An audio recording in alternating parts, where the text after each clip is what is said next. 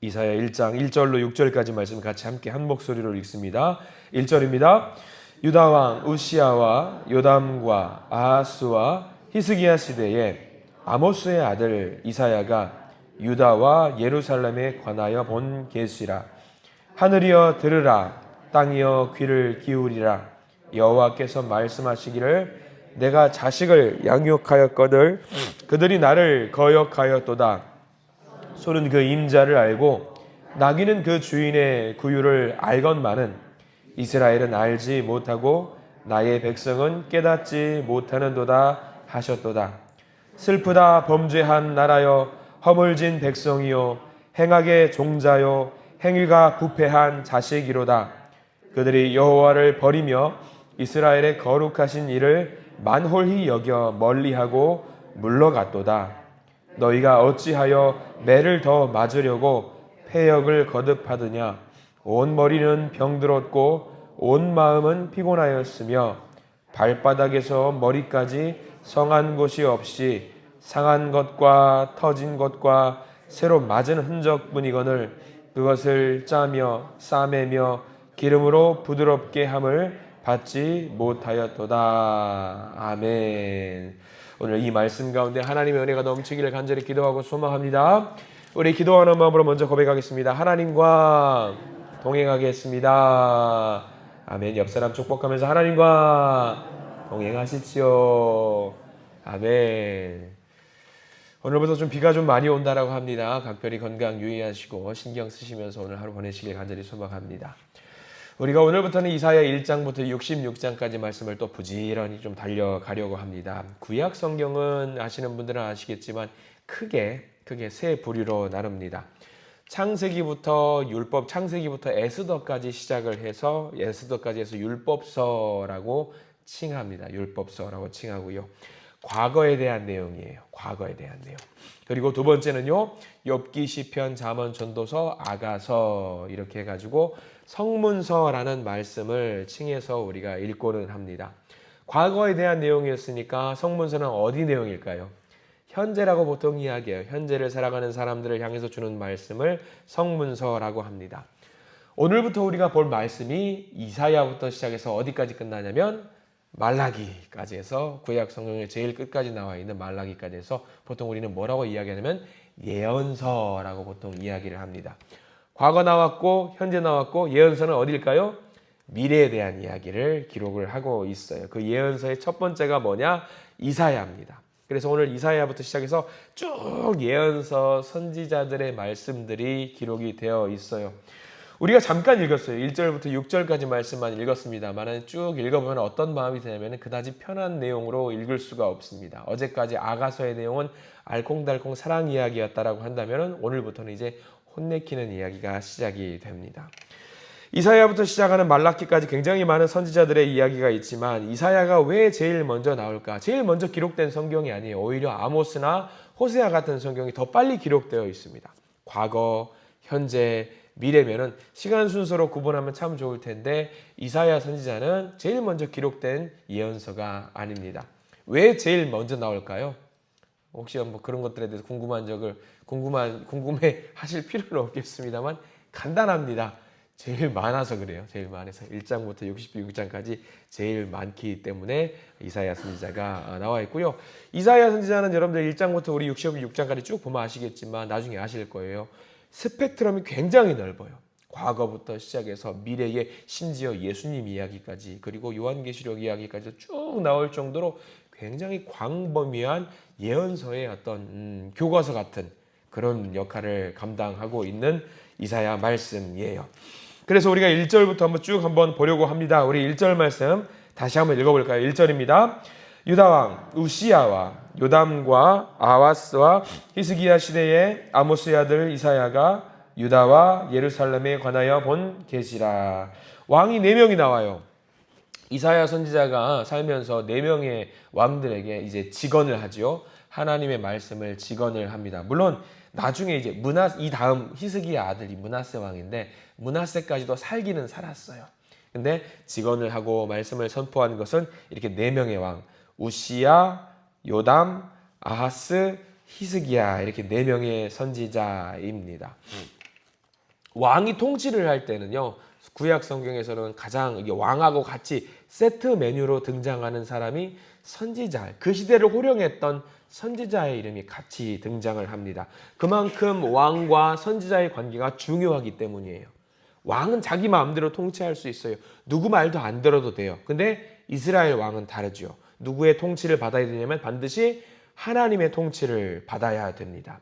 그러면 하나님의 통치를 받기 위해서는 누구의 말을 들어야 되느냐? 하나님의 통치를 담당할 수 있는 그 선지자, 입의 역할을 하는 선지자의 말을 들어야 되는 거죠. 왕이 통치를 못할 때 반드시 그런 혼나는 일도 감당을 해야 되는데 그 혼내는 일을 감당했던 사람이 누구였느냐? 이사야 선지자였다라는 이야기죠. 간단히 좀 봐야 될 것 같아요. 우시야 왕, 여러분들 좋냐 안 좋냐만 한번 볼게요. 우시야 왕 좋아요 안 좋아요? 비교적 좋아요. 비교적 좋은 왕이. 비교적 좋은 왕이에요. 물론 다 좋다가 아니에요. 다 좋다가 아닙니다. 우시야 왕은 비교적 잘한 왕이고요. 무려 52년 동안 통치를 했던 장수한 왕입니다. 우시야가 처음 왕이 되었을 때에 굉장히 나라가 비참했어요. 그 아버지 아마샤라는 사람이 나라를 준수하게 통치를 했는데 북쪽에 있는 이스라엘과 전쟁을 하고 대패를 합니다. 대패를 해가지고 이 대패를 하는 상황 속에서 이제 우시야라는 왕이 그 나라를 바톤을 이어받아서 통치를 해요. 군대를 양성하고 목축업과 농업을 하면서 상업을 부흥시키는 왕이었는데 그렇게 잘하다 보니까 늘 찾아오는 게 있죠. 잘하면은 늘 그 끝에 뭐가 있냐면 교만이 찾아와요. 그래서 우시야 왕 하면은 어떤 왕으로 우리가 기억하면 되냐면 잘했는데 나중에 교만해서 자기가 제사장의 역할까지 감당하려고 하고 분양을 하다가 하나님이 치셔서 무슨 병에 걸리냐면 문둥병에 걸리는 왕. 그래서 평생 남은 생을 이제 격리된 채 부정한 사람으로서 살았던 왕입니다. 비교적 잘했어요. 교만하지 않았다면 참 좋았겠죠. 그 다음에 우시야 그 다음 아들이 요담 왕인데 이 요담 왕은 이 우시야 왕의 바톤을 이어받아서 25살 때 왕이 돼서 16년 동안 통치를 합니다. 무난무난했어요. 그렇게 그 아버지가 너무 잘했기 때문에 그 잘했던 여파를 힘입어서 그냥 무난무난하게 살았던 왕이고요. 그 다음 왕이 이제 잘 기억해야 돼요. 아하스. 옛날에 여러분들 아하스 하면은 좋은 왕, 나쁜 왕 구분할 수 있는 방법 하나 알려드렸어요. 과자 생각하면 된다고 그랬죠. 웨하스 과자가 바삭 부서지면 다 부서지는 것처럼 아하스는 잘 못했던 왕이에요. 그때 당시에 위에서 아수르라고 하는 내내 우리가 이야기하잖아요. 아수르 왕이 등장을 해가지고 북쪽에 있는 이스라엘을 계속 침공을 하니까 이 아하스 왕이 우리 좀 잘 봐주세요 라고 하면서 아수르에게 잘 보이는 조공을 바치기도 하고 그 나라 사람들이 섬기는 우상을 가지고 왔던 왕이 바로 아하스 왕이죠. 굉장히 못된 왕이죠. 아수르에게 그렇게 조공을 바치고 우상을 숭배하니까 나라가 피폐해집니다. 그리고 이어서 바톤을 이어받은 왕이 누구냐면 히스기야. 히스기야는 어때요? 굉장히 잘한 왕이죠. 훌륭한 왕이지요.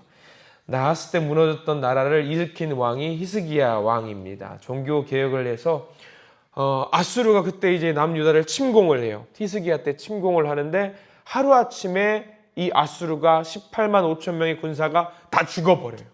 하루아침에. 누가 잘해서 그랬을까요? 히스기야가 잘해서?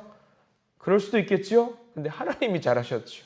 하나님이 잘하셔가지고 이 남유다를 지켜주십니다. 이렇게 4명의 왕을 순식간에 쫙 봤어요. 그러면 우리가 하나 생각할 수 있죠. 왕들이야 그렇게 막 흥망성쇠가 있었긴 하겠지만 이때를 통치하면서 옆에서 도와줬던 선지자가 누구다? 이사야 선지자다.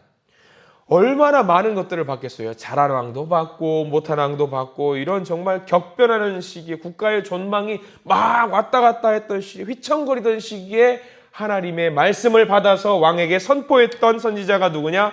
이사야 선지자였다라는 이야기입니다. 굉장히 중요한 선지자예요.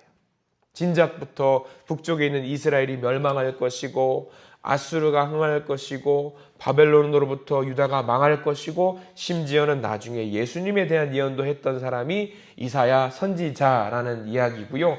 우리가 읽었던 1장 말씀은요. 크게 3가지 주제를 담고 있습니다. 여러 가지가 있는데 먼저는 하나님의 자녀는 누구인가? 하나님의 자녀가 뭐 했나? 하나님의 자녀들은 어떤 삶을 살아야 되는가를 먼저 이야기를 했는데요. 그 말씀이 2절 말씀이에요. 하나님의 자녀는 어떠했는가? 어떠해야 되는가? 2절 말씀 한번 같이 볼까요? 2절입니다. 시작. 하늘이여 들으라, 땅이여 귀를 기울이라. 여호와께서 말씀하시기를 내가 자식을 양육하였거늘 그들이 나를 거역하였도다. 여기서 자녀에 대한 이야기가 나와요. 2절 말씀은요, 전체를 다 밑줄 그으세요. 왜 중요한지 나중에 설명드릴게요. 이스라엘이 누구냐? 자녀들이라고 이야기하죠. 근데 그 자녀들이 뭘 했다? 하나님의 말씀을 듣지 않고 거역했다라고 성경 말씀에 나와 있어요. 그리고 하나님이 그게 너무나도 속상하셨든지 누구한테 내 말 좀 들어봐라 라고 하면서 이야기하고 있는 게, 하늘아, 땅아, 내 말 좀 들어봐라. 왜요? 무슨 일입니까?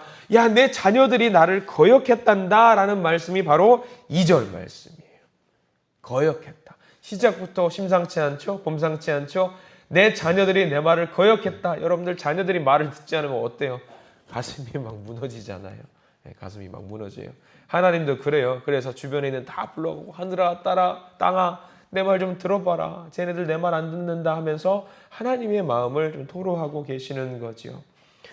3절 말씀 볼까요? 3절 말씀 보면 이렇게 나와 있죠. 3절입니다. 소는 그 임자를 알고 나귀는 그 주인의 구유를 알건만은 이스라엘은 알지 못하고 나의 백성은 깨닫지 못하는도다 하셨도다. 소와 나귀, 왜 이 동물을 했냐면 고집이 센 동물이라고 해요. 고집이 세고 미련한 짐승이라는 거죠. 근데 이 미련한 짐승도 뭘 알아요? 주인도 알아요. 제 집도 알아요. 어디로 돌아가야 되는지 결국 이 소와 나귀도 아는데, 그럼에도 불구하고 내 아들, 딸들인 유다 백성들은 내가 아버지라는 것, 내가 하나님이라는 것을 모른대요. 성전도 모른대요. 자기 멋대로 산대요. 어떤 은혜를 누리고 있는지도 전혀 모르고 살아간다는 것을 지금 이야기하면서, 얘네들은 소와 나귀만도 못한 미련하고 정말 고집스러운 존재라고 이야기를 하면서 탄식하시는 거죠.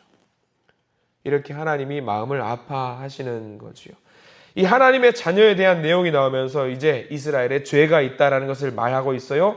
4절 말씀 나와 있습니다. 죄가 2개가 있어요. 어떤 죄가 있는지 여러분들 표시를 한번 해보셨으면 좋겠어요. 4절 말씀 읽어봅니다. 슬프다 범죄한 나라여, 허물진 백성이요, 행악의 종자여, 행위가 부패한 자식이로다. 그들이 여호와를 버리며 이스라엘의 거룩하신 이를 만홀히 여겨 멀리하고 물러갔도다. 2가지 죄가 있습니다. 그들이 여호와를 버리며가 이게 1번이겠고요. 2번째는 그 뒤에 나와 있는 거룩하신 이를 만홀히 업신여겼다라는 이야기예요. 업신여겨서 멀리했다. 2가지 죄지요. 하나님을 무시하고 업신여겼다라는 이야기입니다. 무시했다라는 이야기는요, 하나님을 완전히 버렸다라는 이야기가 아니에요. 하나님을 믿지 않았다라는 이야기가 아니에요. 믿었어요. 근데 여전히 예배를 드렸어요. 말씀도 봤어요. 근데 하나님이 뭐라고 말씀하시냐? 얘네들이 나를 무시했다. 우리 하나님 필요 없는 것 같아요. 다른 우상이 더 좋아요. 우리의 마음을 채울 수 있는 것들이 많이 있네요.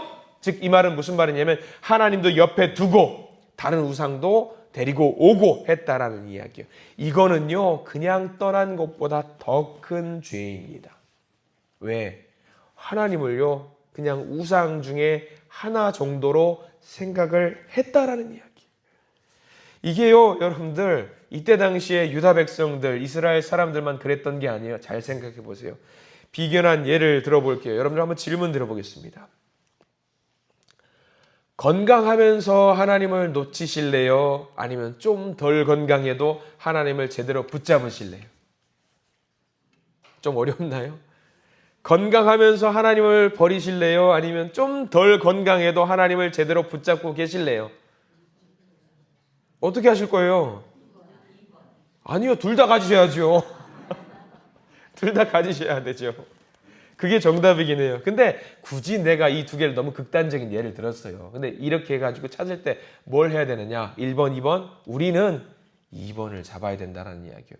1번 잡을 수 있는 사람들이 있어요. 너무 극단적이고 하나님 너무 힘들어요. 그러면 우리는 할 수 없이 뭘 잡냐면, 하나님 건강 주세요. 건강하다가 어떻게 되느냐? 건강을 잡느라고 하나님을 놓치는 경우가 있다라는 거죠. 그게 바로 우상이에요. 이스라엘 백성들이 했던 게 바로 그겁니다. 나보다 하나님보다 건강을 중요하게 여긴다면요, 바로 여기 나와 있는 하나님을 만홀히 여긴다라는 말이 되는 거예요. 여러분, 간절히 소망합니다. 우리 마음 가운데 하나님 외에 들어갈 곳은 없어요.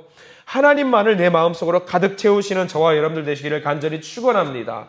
만홀히 여긴다라는 것, 업신 여긴다라는 것은 잘못된 거예요. 또 하나 여러분들, 자녀를 소중히 여기시겠습니까? 하나님을 소중히 여기시겠습니까? 아니 그런 질문 좀 하지 마요, 목사님. 근데 우리가 만약에 하나님께서 그런 질문을 던진다라고 한다면 여러분들이 어떤 결단을 내려야 되느냐? 당연히 우리는 하나님을 잡아야 돼요. 하나님을 잡아야 돼요. 그렇다고 해서 우리가 아들을 버리느냐, 딸을 버리느냐? 아니에요. 우리가 하나님을 잡으면은요, 자동적으로 뭐는 세트맨으로 따라와요. 자녀의 복은 따라오는 거예요. 그러니까 우리가 뭘 잡아야 되는지, 우리가 무엇을 우선시해야 되는지 이게 굉장히 중요한 거죠. 하나님을 우선시하는 저와 여러분 되시기를 축원합니다. 그래요. 이렇게 해서 마지막 세 번째, 이렇게 해서 돌아오지 않는 자, 돌아와야 되는데 돌아오지 않는 자들을 향해서 하나님은 무엇을 주시느냐? 고통을 주신다라는 거예요. 속상하지요.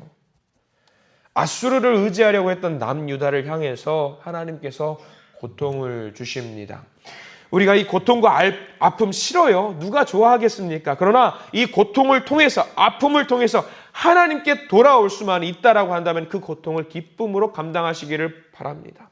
7절 말씀과 8절 말씀, 하나님이 아픈 마음을 머금고 이 벌을 주시는 내용이 나와요. 7절과 8절을 읽습니다.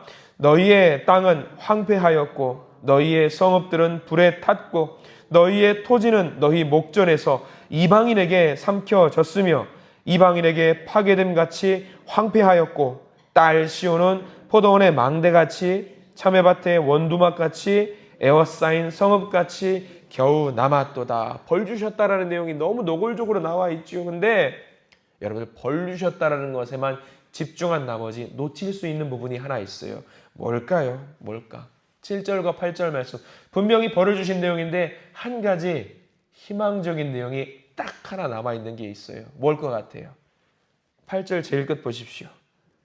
성읍이 황폐화됐지만 완전히 황폐화된 게 아니라 남았어요. 이게 희망이죠. 다 없애버리지 않으셨다라는 거예요. 하나님이 정말 작정하고 너희를 다 죽어봐, 너희를 당해봐, 고난당해봐 했으면 다 쓸어버리셔서 없애버릴 수도 있어요. 남유다를 공격했던 아수르 강대국이었어요. 근데 하나님이 한순간에 18만 5천을 무너뜨리고 나서 아수르를 흔적도 없이 사라져버리게 만드셨어요. 하나님 그러실 수 있어요. 유다 왕국을 향해서 그러실 수 있어요. 근데 뭐라고 나와 있습니까? 성읍같이 겨우 남았도다. 남았도다. 라는 말씀이지요. 삽시간에 무너뜨릴 수 있는데 그렇게 하지 않으셨어요. 왜? 이 고통 너희들에게 주는데 이 고통을 통해서 깨달았으면 좋겠어.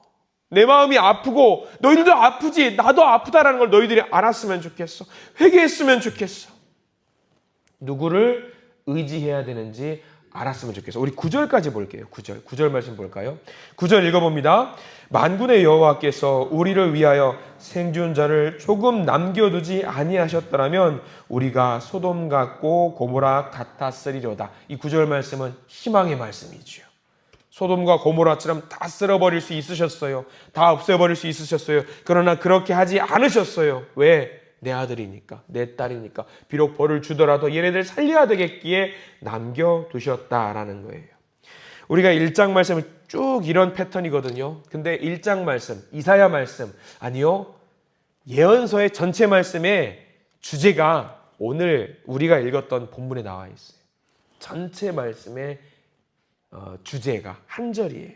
뭘까? 아까 제가 잠깐 남겨두라는 말씀이 있었죠.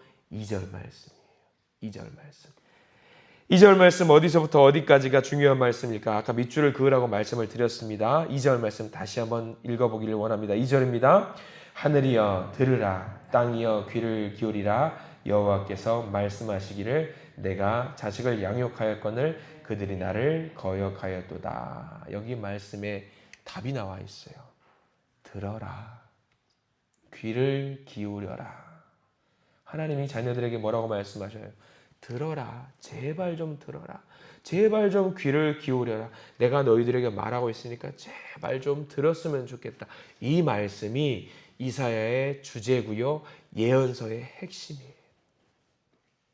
우리 호세아 말씀, 우리 금년도 표인데 여호와께 돌아오라. 돌아오려면 뭐 해야 되겠어요? 하나님의 말씀을 들어야죠. 들어야죠. 그겁니다. 이 위대했던 이사야 선지자, 무려 4명의 왕들에게 직언을 했던 이사야 선지자가 언제 죽었을까? 예전에 우리 수요 예배 시간을 통해서 잠깐 한번 본 적이 있습니다. 히스기야 왕, 오늘 1절 말씀에는 히스기야 시대까지 이사야가 활동했다라고 나와 있지요. 근데 성경 학자들마다 좀 달라요. 왜냐하면 히스기야 그 아들 왕이 누구냐면 므낫세 왕이라고 해요. 이 이름은 좀 우리가 기억을 했으면 좋겠어요. 악한 왕이거든요. 악한 왕인데 이 므낫세 왕 때에 이사야가 죽어요. 어떻게 죽느냐? 므낫세가 톱으로 켜서 죽여요. 이사야를. 선지자를 죽이거든요. 근데 톱으로 잘라서 죽이는 내용이 히브리서 11장 37절 말씀에 나오는데 거기 순교자 이름이 쭉 나열이 되면서 이사야 선지자 이야기가 나오거든요. 근데 므낫세 왕이니까 자기한테 싫은 소리 하니까 왕이니까 모든 거 할 수 있잖아요. 그러니까 그러면서 이제 이사야 선지자를 이제 저놈 잡아서 죽여라라고 했겠지요. 근데 중요한 건 므낫세와 이사야의 관계예요. 여러분들 알고 계셔야 될 게 이사야 선지자는 왕족입니다. 여기 나와 있던 우리 1절에 유다 왕 우시야가 이제 이사야 왕과 사촌지간이에요. 왕의 피가 있어요. 왕족이에요. 왕족 선지자인 거지요. 그러면 므낫세 왕 때, 히스기야의 므낫세 왕 때 이사야 선지자는 누구 뻘이냐면 고조 할아버지 뻘인 거예요. 고조 할아버지 자기와 같은 피를 섞인 이사야 선지자를 그렇게 해서 무참히 살해했던 사람이 므낫세 왕입니다. 그 이사야가 죽으면서까지 외쳤던 말이 바로 그거죠. 하늘이여 들어라. 땅이여 귀를 기울여라. 여러분들 하나님의 말씀, 우리에게 주시는 말씀을 들어야지만이 우리가 살 수 있다라는 것을 명심하시기 바랍니다. 신앙이 오래된 사람일수록 귀가 많이 닫혀진다라고 해요.